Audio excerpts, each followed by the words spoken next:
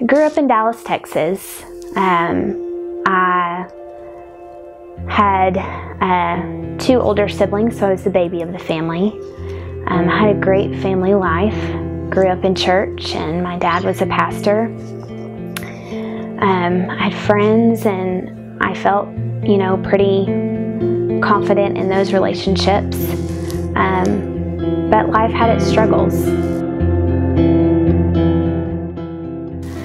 I struggled as a teenage girl, just finding who I was and doing what normal teenage girls do and what we struggle with, and insecurities and needing attention and addictions in all those areas. I feel like I knew the Lord. I asked the Lord, into my life a ton of times growing up, just for the pure fact that I was terrified to die and go to hell if I didn't. So I feel like I kind of got saved on a daily basis. And even though that was the case, like I said, I still just struggled with just your normal struggles. But I always knew, even in the moments where I was struggling, and whether that be drinking too much or drugs or whatever it might be, I always could feel the Lord saying, "This isn't you. This isn't you. This isn't who I created you to be." But it was something that I was using to fill that void because I didn't really have a relationship with Him. So years passed, and struggles got even more intense, and they were harder to just push off, and it was just my lifestyle, my way of life. I moved out at a young age, and kind of went on and did my own thing for a while. And then I met the Lord, and kind of built a relationship at about, I'm going to say probably about 19.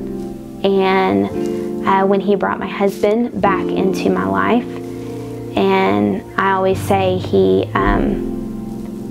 the Lord used him to save my life,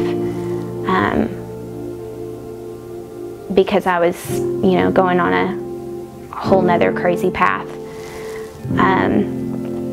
At that point, I say that that's when the Lord rescued me in that stage of life. I remember the Lord gave my dad a dream, a vision, one night, that He had to literally pluck me out of hell and put me back on solid ground. And so that is my story of rescuing, because I know that that's what the Lord did for me. And then He brought my husband, and it was just another confirmation that He has bigger and better things than what I was choosing for myself. But in all of that, there was still those deep struggles of acceptance and insecurity and conforming. And so throughout my even married years, I struggled with just identity and finding who I was. I went on a freedom journey, and I could truly say then and there I met the Lord.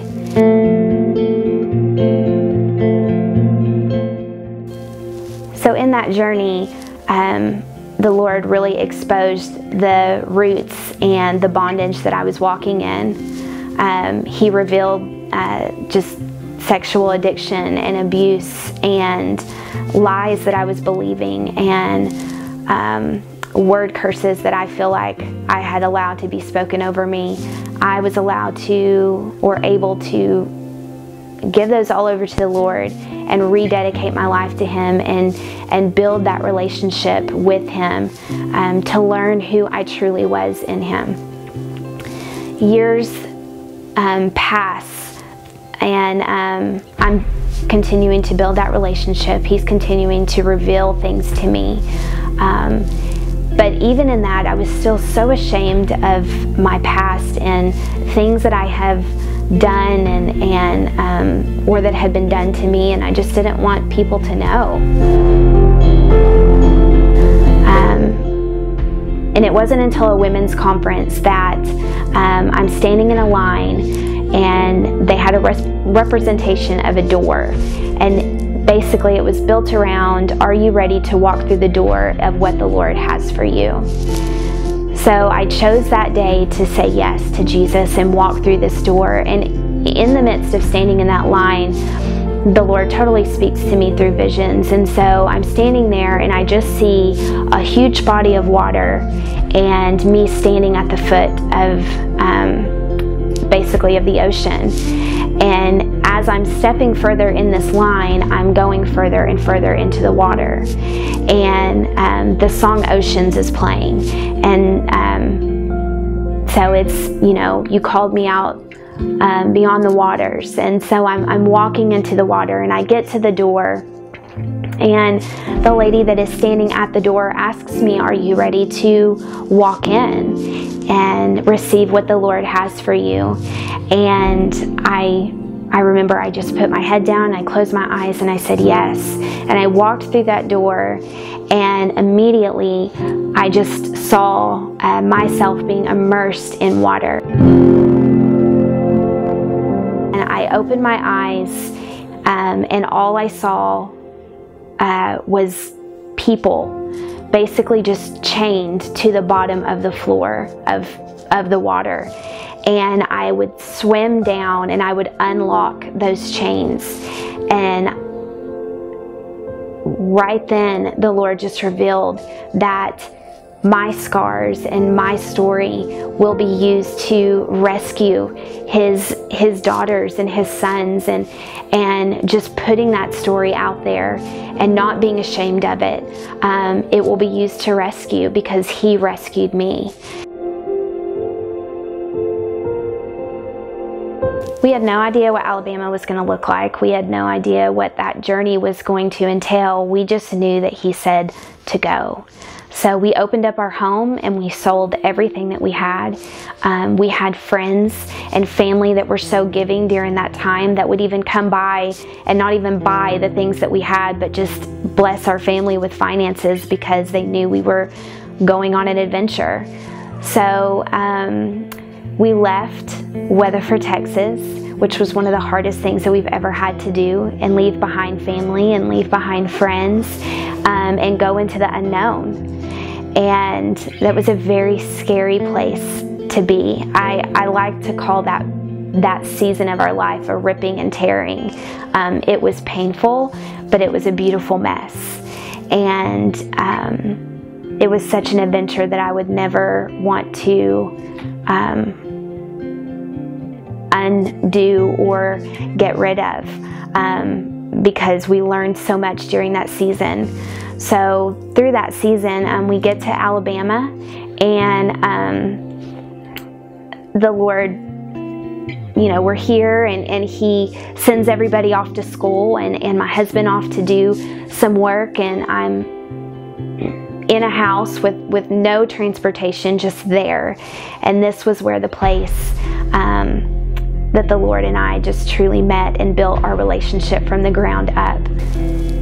So there in Alabama, my relationship is constantly just building with the Lord. I'm learning about him, and obviously he knows all about me, but I'm also learning about me. And that's when the Lord just dropped the word "just be" into my lap. And it was a moment of tears and anger and frustration, where I just verbally said out loud to the Lord, like, where are you? You've left us here. You have abandoned us here, and you've done nothing. What are we supposed to do?